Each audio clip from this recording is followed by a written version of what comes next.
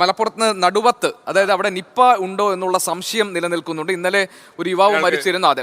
അത് നിപ്പ മൂലമാണോ എന്ന സംശയം ഉണ്ടായിരുന്നു. ഏതായാലും വൈറോളജി ഇൻസ്റ്റിറ്റ്യൂട്ടിൽ നിന്നുള്ള ഫലത്തിന് വേണ്ടി നമ്മൾ കാത്തിരിക്കുകയാണ്.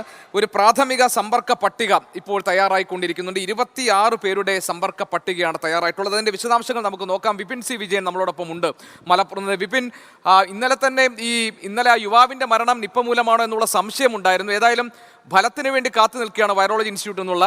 ഈ പ്രാഥമിക സമ്പർക്ക പട്ടിക ഇതിനോടകം തയ്യാറാക്കി കഴിഞ്ഞു എന്നാണല്ലോ നമ്മൾ അറിയുന്നത്. എന്താണ് അവിടെ നിന്നുള്ള വിവരം?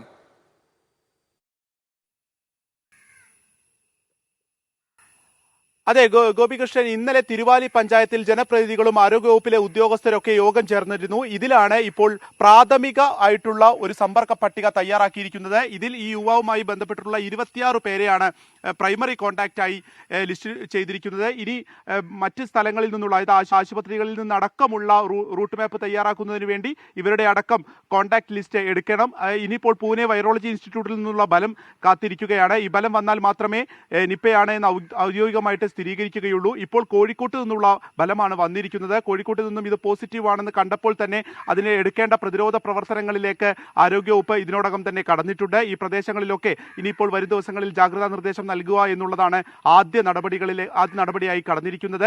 23-ാം തീയതിയാണ്, അതായത് ഓഗസ്റ്റ് 23-ാം തീയതിയാണ് ബാംഗ്ലൂരിൽ നിന്ന് ഈ 24-കാരൻ നാട്ടിലേക്ക് വരുന്നത്. അത് കാലിന് വയ്യാതെയായിരുന്നു നാട്ടിലേക്ക് വരുന്നത്. അതിനുശേഷം പിന്നെ പനി ബാധിച്ചു. ഈ സെപ്റ്റംബർ 4-ാം തീയതി പനി ബാധിച്ചു. അത് പിന്നെ ഒരു മസ്തിഷ്ക ജ്വരത്തിന്റെ ലക്ഷണങ്ങളാണ് ആദ്യഘട്ടത്തിൽ കാണിച്ചത്.